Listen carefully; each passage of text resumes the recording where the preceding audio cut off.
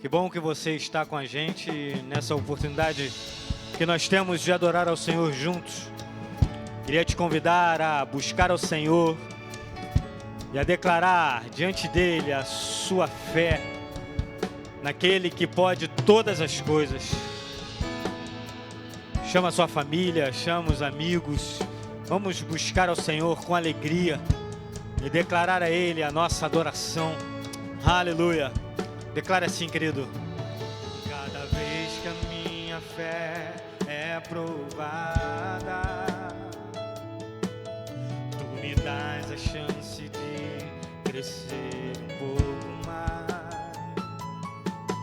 As montanhas e vales, desertos e mares que atravesso me levam pra perto de ti. Minhas provações não são maiores que o meu Deus e não vão me impedir de caminhar. Se diante de mim não se abrir o mar, Deus vai me fazer andar por sobre as águas, rompendo em fé. Minha vida se revestirá do teu poder, rompendo em fé. Com ousadia vou mover no sobrenatural. Vou lutar e vencer, vou plantar e colher. A cada dia vou viver rompendo em fé.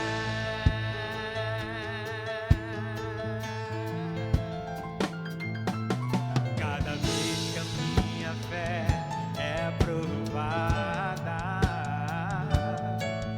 tu me dás a chance de crescer um pouco mais.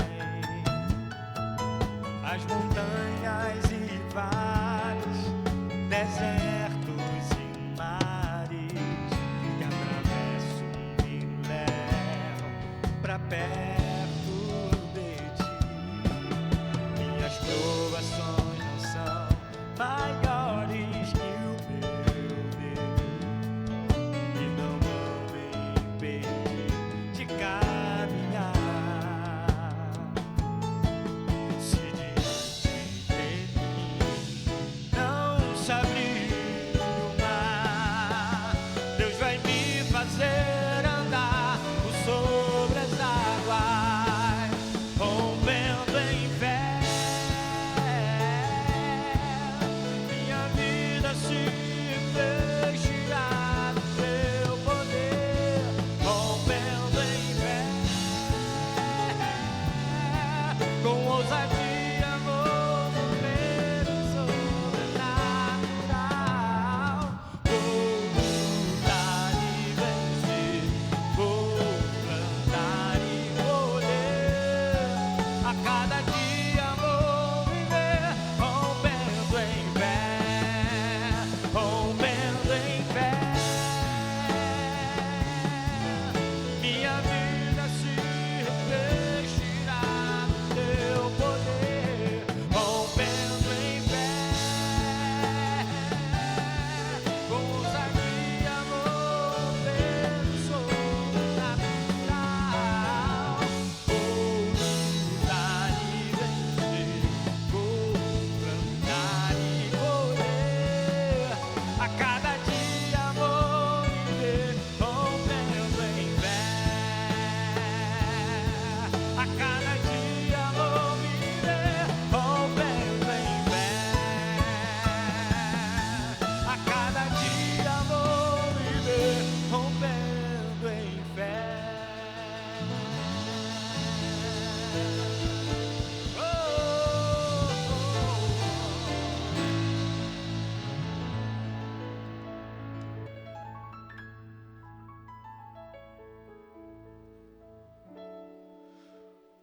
Você nesse momento tem a oportunidade de adorar o Senhor com os seus bens, com as suas ofertas, com os seus dízimos. As contas estarão sendo projetadas, o QR Code no seu monitor, no seu smartphone. Você tem a oportunidade de adorar ao Senhor com os seus bens nesse momento, querido. Aleluia.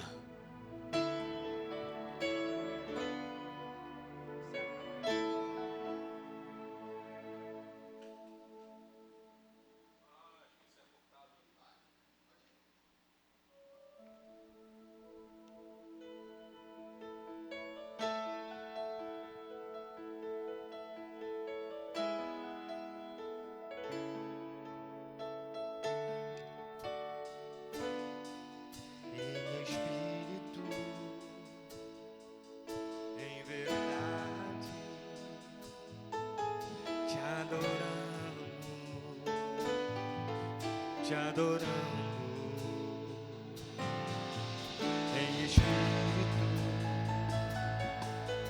em verdade. Te adoramos, te adoramos, Rei dos Reis e Senhor. Te entregamos nosso viver, Rei dos Reis e Senhor. Te entregamos nosso viver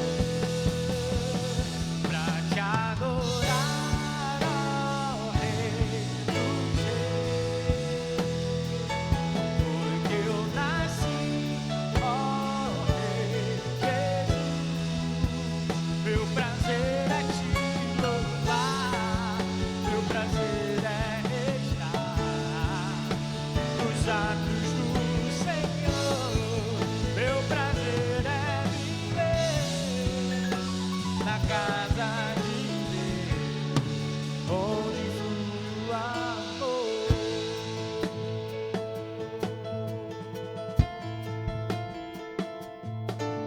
Em espírito,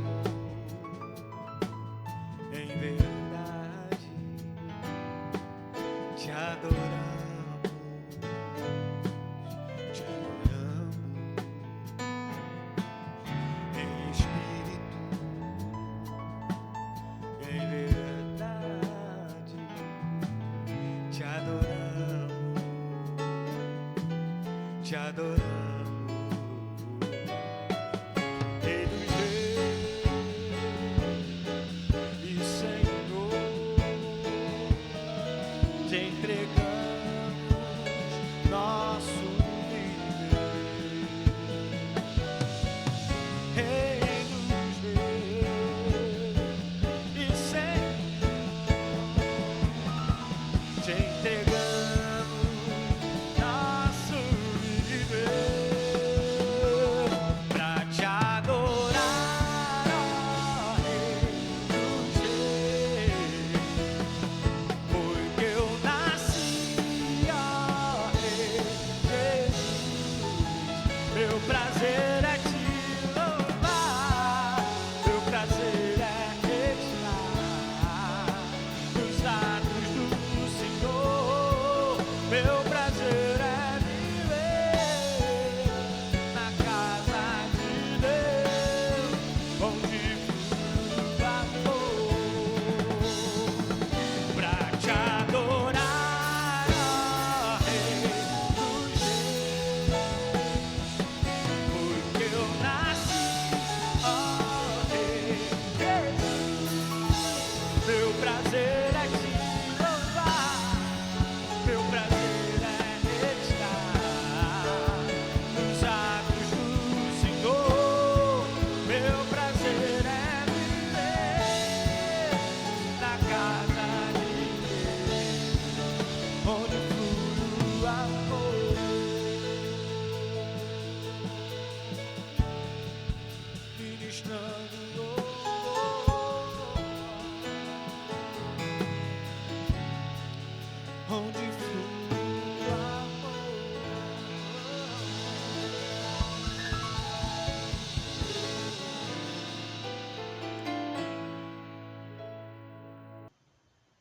Então vamos começar o nosso momento de reflexão na palavra de Deus, voltando nossos olhos para o capítulo 3 do livro do profeta Daniel, que fala da experiência de Sadraque, Mesaque e Abednego, que foram colocados na fornalha de fogo ardente por causa da sua fidelidade a Deus.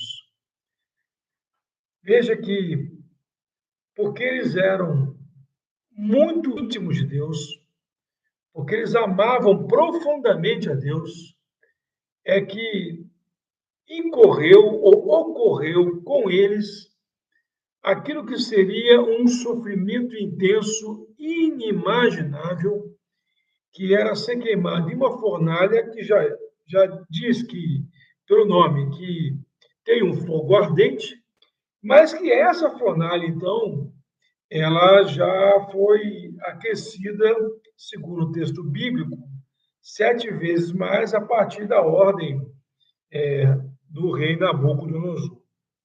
O que nos interessa aqui hoje, meu querido e querida, nesse momento de reflexão baseada na palavra de Deus, é pensar e procurar uma resposta para a seguinte pergunta, e que é a pergunta que talvez esteja embalando a vida e embaçando a vida de fé, a relação com Deus, fazendo com que essa relação patine ao longo de um longo tempo, ao longo de um tempo já considerado, melhor dizendo, já considerável, é justamente porque essa pergunta se traduz num elemento central da nossa vida e percepção cristã. A pergunta é: se Deus cuida de mim, por que eu sofro tanto? Se eu creio em Deus, se eu sou fiel a Deus, se eu ando segundo aquilo que eu entendo ser a estrita obediência a Deus, por que é que eu sofro tanto? Porque parece que as coisas não andam, não fluem para mim do jeito que deveriam fluir. Por que é que eu sigo, então, sofrendo? Na verdade, essa pergunta, ela se faz diante de um questionamento e de um embate de percepções de mundo e também de percepção de fé a respeito de Deus. Explico para você. Possivelmente uma pessoa que esteja questionando se Deus cuida ou não a partir do seu ter sofrimento, e não há nenhum problema, nenhum óbice em questionar, justamente, e talvez porque haja um outro questionamento, uma outra visão, melhor dizendo, de anteparo. Qual seja? A de que Deus é o Deus que tem o controle de todas as coisas. Ora, se Deus é o Deus que tem o controle de todas as coisas, se Deus é o Deus que sabe, determina cada coisa, se Deus é o Deus, e eu leio o texto bíblico que diz que Deus sabe até os fios de cabelo da nossa cabeça, e a pessoa lê isso numa perspectiva de apropriação literalista, e não na linguagem metafórica expressa ali, essa hipérbole que está, então, colocada aí no texto. Quando a pessoa faz essa leitura e pensa na sua vida, nos acontecimentos, nas injustiças que sofre, ela fala assim: olha, se Deus tem controle de tudo, se eu tenho um comportamento que agrada a Deus, por que Deus não evitou o meu sofrimento? Por que é que Deus não fez com que eu não tivesse essa carga extra sobre a minha vida? A pergunta é legítima, mas ela está fundamentada num pressuposto equivocado. Porque em nenhum momento da Bíblia você vai ver Deus isentando o seu servo do sofrimento. Esses 3 jovens, Sadraque, Mesaque e Abednego, eles eram exemplos de vida com Deus, de conduta aprovada, exemplos de fé. E mesmo assim, e por causa da sua fé, foram vitimados. Logicamente que o sofrimento vem também para as escolhas que nós fazemos, né? Para as escolhas que os outros fazem. Às vezes nós somos instados numa roda de sofrimento a partir do que o outro escolheu. O sofrimento vem também através, especialmente para quem é fiel a Deus e procura seguir o que Deus diz, o sofrimento vem também por conta do mundo contrário, porque os valores que estão aí fora não são os valores do reino de Deus. Então, você trabalha já remando contra a correnteza. E não poucas vezes, de tanto remar, de tanto dar braçadas, né, contra a correnteza, não são poucas vezes que nós temos cãibra. E ao sentirmos cãibra, nós precisamos, então, do socorro divino sobre nós, para nos ajudar a recuperar a nossa força, né? Então, basicamente, a pergunta que permanece é se Deus cuida de mim, por que eu sofro tanto? Ou Deus não está cuidando, ou tem alguma coisa errada.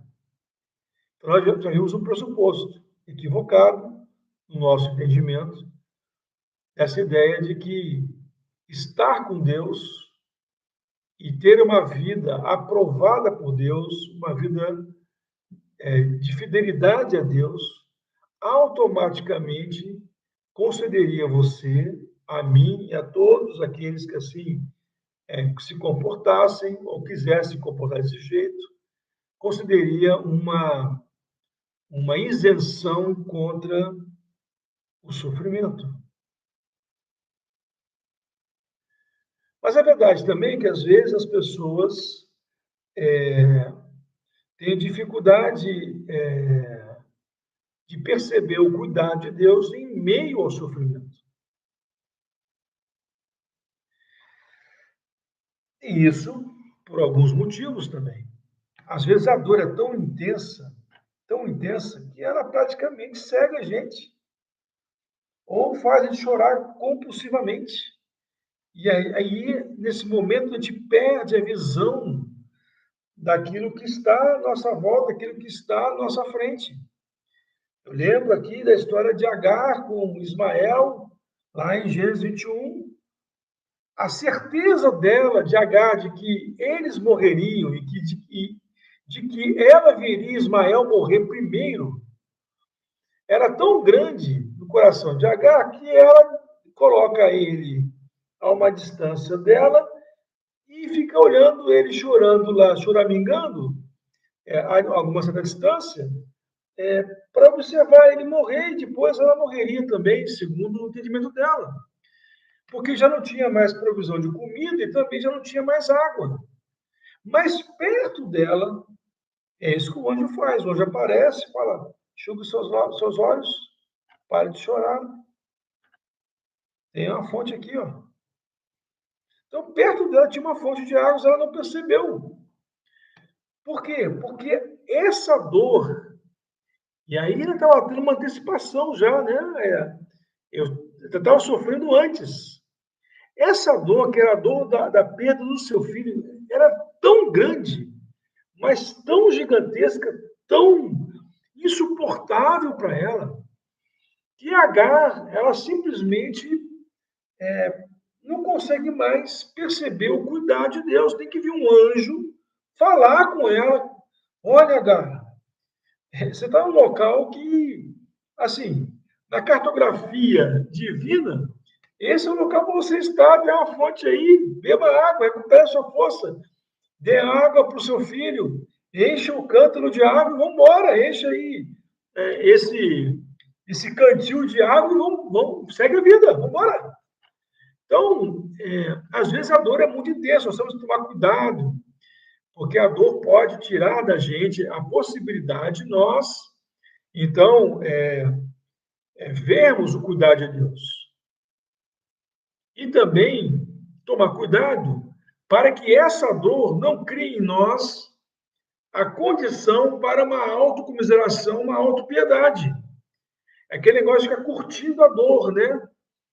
Já passou, mas eu quero ficar alimentando isso, né? Isso é uma espécie de adoecimento psíquico, né? Então, nós temos que tomar cuidado com isso, porque, às vezes, nós passamos a alimentar esse tipo de dor a partir de um adoecimento psíquico que tem a ver, então, com essa postura. E a postura aí, qual é? É justamente essa da autopiedade, da autocomiseração, ah, coitadinho de mim, tal, tudo bem. Há um momento que a gente pensa, poxa, coitado de mim, estou sofrendo isso tudo. Ok. Mas passado o tempo, você continua falando a mesma coisa? Passou mais tempo ainda, você continua falando a mesma coisa? Então, possivelmente houve um desenvolvimento de uma auto-piedade. Às vezes, o sofrimento é tão intenso que fica valendo uma pergunta para aqueles que estão do lado de fora, né? Ora, se esta pessoa está sofrendo tanto assim, aqui aconteceu uma coisa tão bárbara, tão dolorida, tão acachapante. Como é que essa pessoa, como é que esta família, como é que essas pessoas ainda estão vivas em meio a esse intenso sofrimento? Bom, essa foi a pergunta das pessoas que estavam vendo o momento do crematório em vida de Sadraque, Mesaque e Abednego na corte babilônica. Como nós falamos, então, em Daniel capítulo 3, vai ter um momento, Daniel 2 constrói a estátua de ouro para Nabucodonosor, e aí é feito um édito real de que todo mundo deveria adorar a estátua, e não haveria nenhum problema de qualquer pessoa, de qualquer povo, continuar a adorar o seu Deus, desde que também queimasse o incenso para aquela estátua. Sadraque, Mesaque e Abednego se recusam a fazer isso, está em Daniel capítulo 3, e eles são acusados pelos seus companheiros de corte e que estavam de olho em eliminar a boa concorrência, porque eram homens probos, corretos, irrepreensíveis. Então, nada melhor que numa corte babilônica cheia de corrupção, nada melhor do que eliminar os que são corretos, probos, irrepreensíveis. E o que acontece nesse processo, então? Eles mandam essa turma eles denunciam, o rei chama os três respondem ao rei. O rei fala assim, ó, última chance, na hora que tocar de novo aí os alaridos e tal, a convocação instrumental, vocês vão queimar o incenso. Aí eles respondem, no verso 16 e 17 e 18, que é a resposta de fé. A resposta de fé não é aquela que nega a sentença de morte, não é aquela que finge que não vai acontecer. A resposta de fé é aquela que diz e desafia a sentença de morte. Ora, Deus pode mudar isso aí, Deus pode fazer com que a sentença não se cumpra. Mas se ela vier a se cumprir, ainda assim nós continuaremos firmes com Deus. Isso é uma profissão de fé lindíssima que esses jovens então deram ao rei Nabucodonosor. Eles disseram assim, ó Nabucodonosor, quanto a isto, o que é isto? A questão de fé. Eles falam assim, ó, não precisamos responder ao Senhor. Se o nosso Deus a quem servimos quiser livrar-nos, ele nos livrará da fornalha de fogo ardente e das suas mãos, ó rei. E mesmo que ele não nos livre, fique sabendo, ó rei, que não prestaremos culto aos seus deuses, nem adoraremos a imagem de ouro que o Senhor levantou. Que coisa preciosa essa palavra, né? Coisa mais linda. É isso que eles falaram. O rei, então, fica furioso porque se sente afrontado. Na verdade, eles não afrontaram o rei. Eles só disseram o seguinte, olha, já é uma palavra que caberia muito bem na modernidade, né? Vocês estão lá atrás, né? Então, eles dizem uma palavra, aí, meio milênio antes de Cristo, um pouquinho mais até, eles dizem uma palavra que é uma palavra, assim, tranquila. Olha, religião é religião, foro íntimo. Eu não tenho nada que responder a você sobre isso. Se quiser cobrar alguma coisa do trabalho, de algum visto que eu dei, de alguma verba que eu liberei, de algum contrato que eu auditei, fica à vontade, rei. Pode perguntar o que você quiser que eu respondo. Inclusive, respondo, se fizer alguma coisa errada, estou aí para poder sofrer as consequências, mas sobre culto, não. E eles falaram, olha, nós estamos com Deus, fechados com Deus e não abrimos. Coisa linda isso. E aí acontece no processo e na página, no momento seguinte, que o rei fica tão invocado, porque se sente insultado, como nós falamos, e ele diz lá no verso 19 que ordena que aquela fornalha já tinha um fogo ardente, logicamente, fosse aquecida 7 vezes mais. E tamanho, assim, poder que aquela fornalha teve, que ele teve que dar a missão de levar aqueles 3 jovens para jogar na fornalha aos soldados, à tropa de elite dele. Porque nenhum soldado aceitaria levar aquele. Eu não, vou não. Vai ser preso. Pode prender. Eu fico preso, mano. Não vou morrer queimado, não. Então ele pede aos soldados da tropa de elite, que eram os valentes, os mais valorosos, os mais fortes, para poder levar os 3. E acontece que os soldados morrem. Eles não chegam a entrar na fornalha. Eles colocam de fora, jogam eles 3 lá dentro, e eles de fora, eles morrem queimados. Só que quem está lá fora, e o rei e a sua corte está vendo a execução, quem está lá fora começa a olhar e fala assim, tá, os soldados morreram. Aqueles da tropa de elite, comando Delta da Babilônia, que foram jogar os 3 lá dentro, morreram. Mas nós estamos olhando aqui e o rei fala, ué, jogamos 3 amarrados na fornalha de fogo ardente. E aí, naquele momento, aparece uma 4ª pessoa e eu estou vendo eles passeando no meio fogo, estão andando por dentro. Tem alguma coisa errada?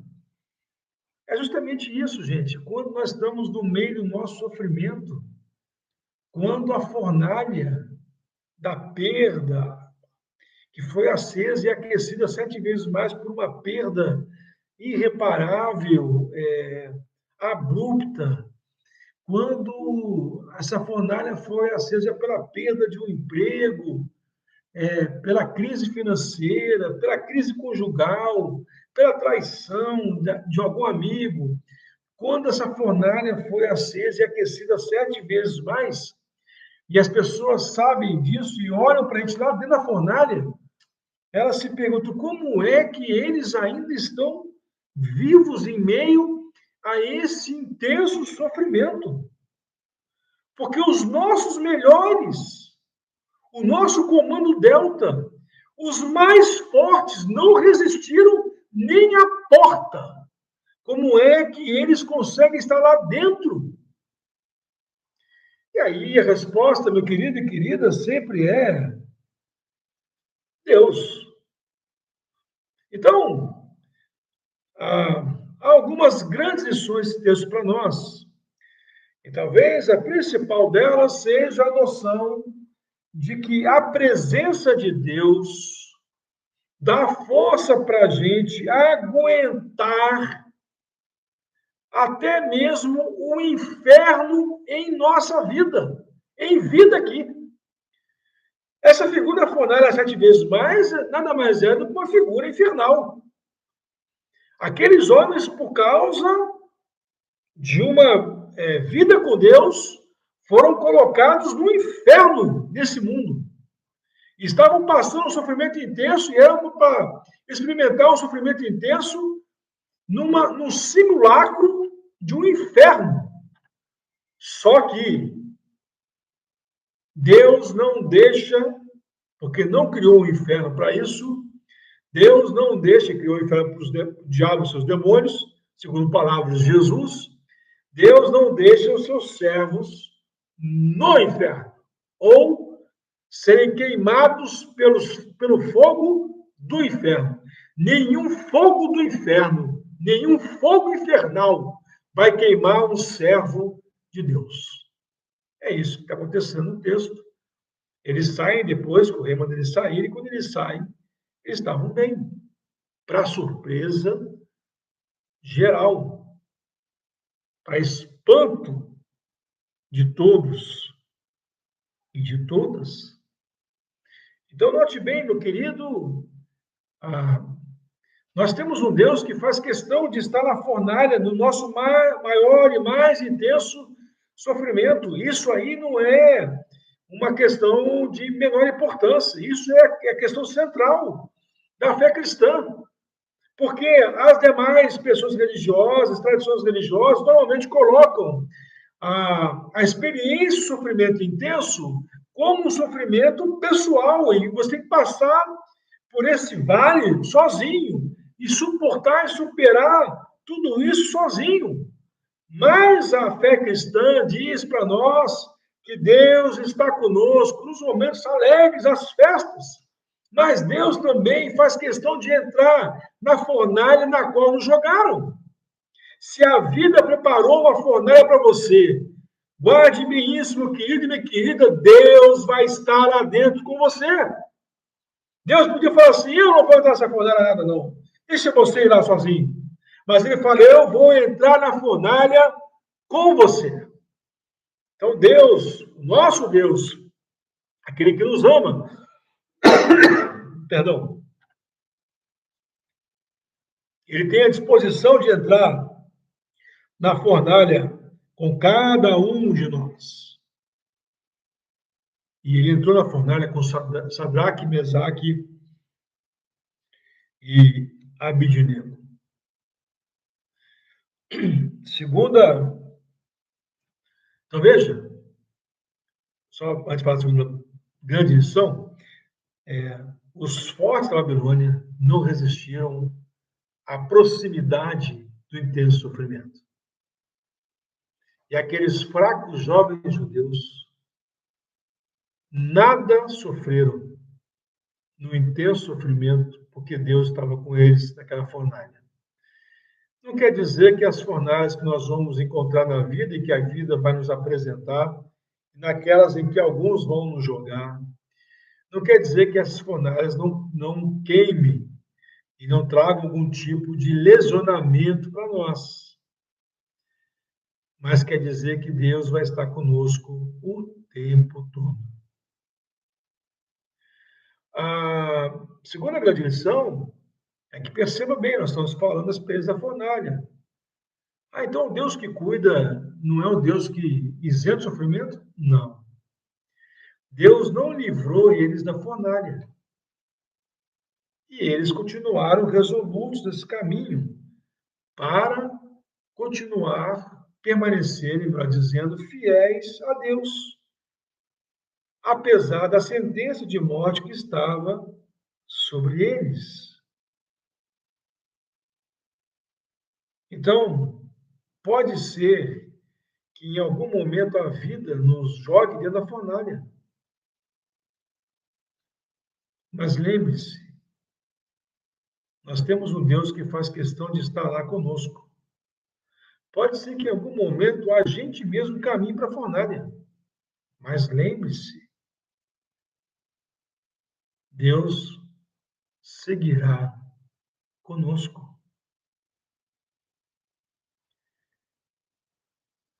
A presença de Deus no meio de um intenso sofrimento é uma marca tão profunda que quando Jesus conta lá em Lucas 16 a parábola do rico e Lázaro, ele vai dizer mais ou menos assim, em certo momento, né? Que o rico foi para o inferno, né, para o sofrimento, para o Hades, e que Lázaro estava lá no seio de Abraão, no paraíso, no céu. E ele olha o rico, então, logicamente, né, a parábola chama história, né, com E. Então, ele está contando uma ilustração, fazendo uma ilustração para trazer algumas perspectivas a nós, para que a gente consiga entender algo sobre Deus e sobre a eternidade. Então, quando ele conta, Deus conta essa história, e ele está falando lá, olha, então o rico olha e vê Lázaro lá no céu. E ele aqui no intenso sofrimento, ele fala assim, Pai Abraão, e dá um berro, né? Aquele berro corta o abismo e chega no Abraão. Isso que é mais interessante da história, né? Como é que aquele berro, aquele chamado chega em Abraão, e como é que Abraão responde, né? Pai Abraão, por favor, mande Lázaro botar uma gotinha de água daí na minha boca, na minha língua, né? Por quê? Aí veja, talvez assim, o grande ensino dessa parábola seja, e revelação seja isso, que uma gota da água da vida do céu é suficiente para acabar com todo o sofrimento do inferno. Todo o sofrimento do fogo infernal acaba com uma gota da água da vida. E aí ele pede isso. E Abraão fala, não tem como e tal. Esse diálogo interessantíssimo, logicamente hipotético, né? Dessa história que Jesus conta na forma de uma parábola. Então, note bem, meu querido, uma gota da graça faz com que o sofrimento do inferno torne suportável ou passe. Uma só gota. É interessante como o Evangelho trabalha com, Jesus trabalha com questões minimalistas para enfatizar o poder e tamanho de alcance. Né? Quando ele vai falar da mensagem do Evangelho, ele conta a parábola do semeador. A semente é o Evangelho. Então, o semeador saiu a semear, joga a semente. O que a semente é? Uma coisa mínima, pequena, mas que, uma vez encontrando solo, germina e pode até, no, no grão menor que existe, que é o grão de mostarda, resultar num grande arbusto. Então, é bem interessante como é que essas coisas são colocadas e confrontadas ao minimalismo para enfatizar a grandiosidade do Evangelho e também da graça de Deus. Então, Deus não livrou a Sadraque, Mesaque e Abednego da fornalha, mas Deus esteve com eles na fornalha. Eu não sei se você está passando por um intenso sofrimento, não sei se a vida jogou você numa fornalha, não sei quais são os danos que você sofreu nessa fornalha, mas eu quero que você saiba de uma coisa, que Deus não se furtou, não se furta e não se furtará de estar com você em meio ao seu sofrimento, ainda que o seu sofrimento tenha vindo por conta da sua péssima escolha. Deus continuará presente com você. Essa figura do anjo de Deus, né? Ele vai dizer aqui, o Nabucodonosor, mas eu vejo quatro, e esse quarto parece como um Deus. E aí depois ele vai dizer no verso 28, ainda bem, bendito seja o Deus de Sadraque, Mesaque e Abednego, que enviou o seu anjo, seu mensageiro, para não deixar que eles sofressem dano. Tem a terceira grande lição que eu quero tirar para vocês e compartilhar com vocês, é justamente a ideia da fé como amálgama, como cola.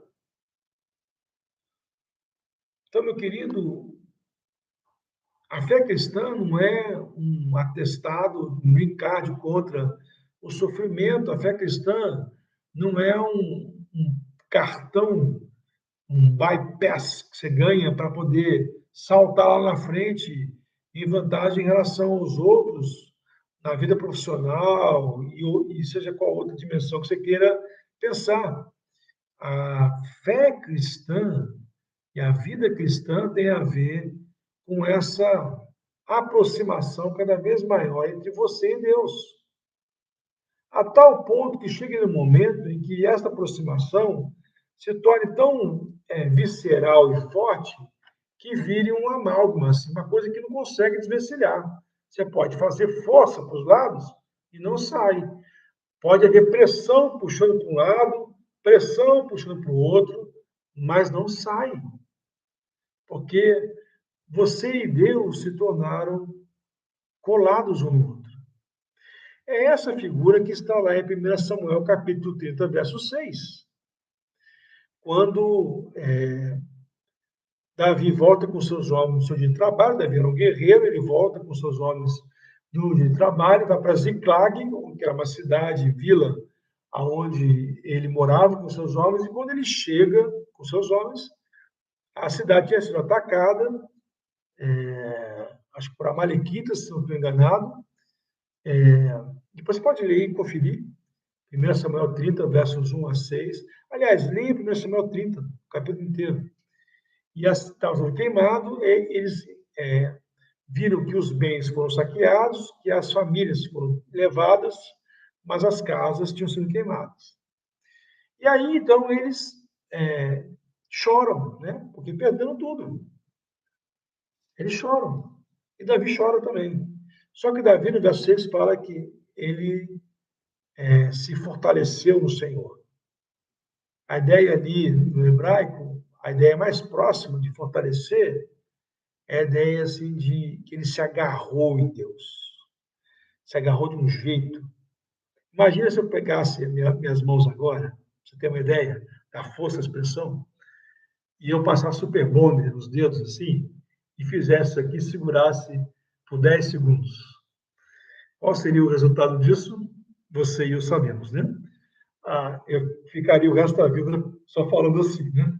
Eu lavaria a cabeça assim, né? No banho, eu tiraria os óculos assim, né? Não tem outro jeito de tirar. Então, assim, eu teria dificuldade de tirar o relógio aqui do meu pulso. Então, veja, meu querido e querida, o caminho que se tem e Davi fez foi isso, de passar uma super bonde e se agarrar em Deus.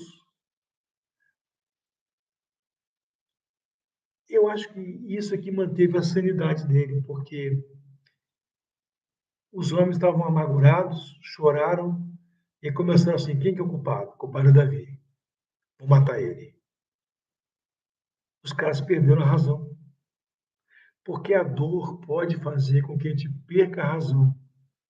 A gente falou nisso na mensagem que a dor pode fazer com que a gente perca a visão. A gente pare de ver os anjos de Deus, o cuidar de Deus, as fontes perto de nós. Mas também a dor faz com que a gente perca a razão. Nós paramos de raciocinar. E aí, meu irmão, minha irmã, meu querido, minha querida, nós precisamos, mesmo quando a gente não estiver entendendo nada, nós precisamos, nos agarrar em Deus. A fé é esse amálgama que, mesmo diante de uma sentença de morte, diz assim: essa sentença deveria separar, né? Não, nós não separamos. Se você quiser separar, fazer a separação entre nós, Sadraque, Mesaque e Abednego, e Deus, se você quiser fazer essa separação, você vai ter que cortar as mãos. Não há outro jeito de separar essas mãos. Então, meu querido e querida, eu termino agora com uma imagem para você. Quando você estiver passando por um intenso sofrimento, quando a vida te jogar na fornalha, Olha aqui, ó. Essa é a postura que talvez devesse guiar cada um de nós. As mãos juntas, em oração, pedindo para que Deus ajude a gente a suportar e a superar esse intenso sofrimento. Amém? Vamos orar? Ó Deus, fortalece, dê força, manda teus anjos àqueles e àquelas que agora precisam. Cansados, extenuados, chamuscados, torrados por um intenso sofrimento. Nós pedimos, Deus, que o Senhor visite a cada um, a cada uma. Que o Senhor abra os seus olhos, que o Senhor ajude a centrar a razão, a recuperar o bom siso, o bom senso, e que o Senhor ajude as pessoas também a perceber que mesmo em meio a esse intenso sofrimento, o Senhor está com cada uma delas. Nós pedimos esta bênção, Deus, em nome de Jesus. Amém. Que Deus te abençoe, meu querido e querida. Essa reflexão de hoje nasceu, eu vou dizer aqui para vocês, com muito carinho, muita consideração, pela dor de duas pessoas que eu amo muito, que é o Telmo e que é a Luísa. São dois irmãos da igreja que que foram jogados há alguns anos atrás, poucos anos atrás, numa fornalha de fogo ardente.